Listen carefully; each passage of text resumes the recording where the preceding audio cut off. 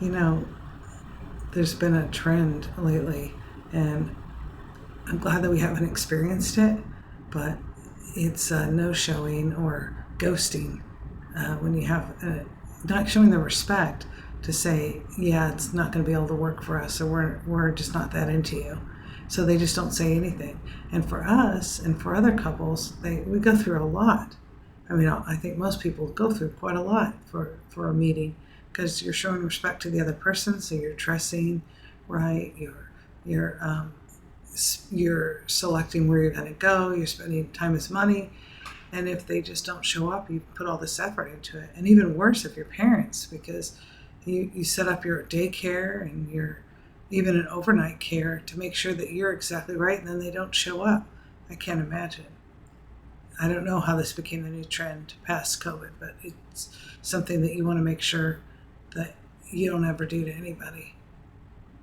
Generally speaking, swingers are a little bit classier than the normal people.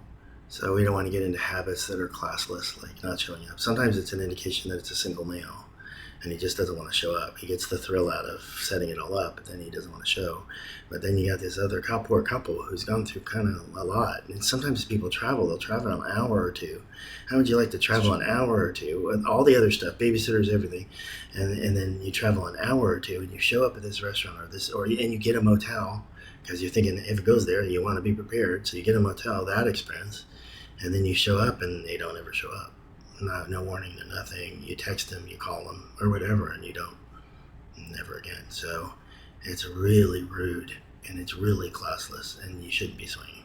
You should have a little more class than that. Now, things happen. I mean, you can get a text that says, we can't tonight because the baby's sick, or, because I had dental work, or I had major surgery. And that's okay. And then they can just readjust their plans and go out and have a good evening together. They're not trying to meet somebody.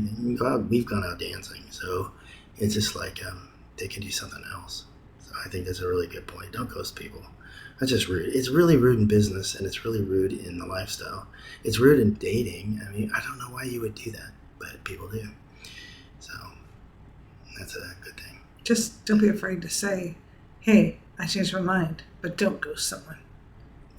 And you could even make it a temporary change your mind. We've had people who said, well, we're newbies, and so we're fighting about it, so we don't think it'd be appropriate to meet. And then you decide whether you ever want to meet them again or keep talking to them. Because if it might not be something for them. They might need to work out problems first. So anyway.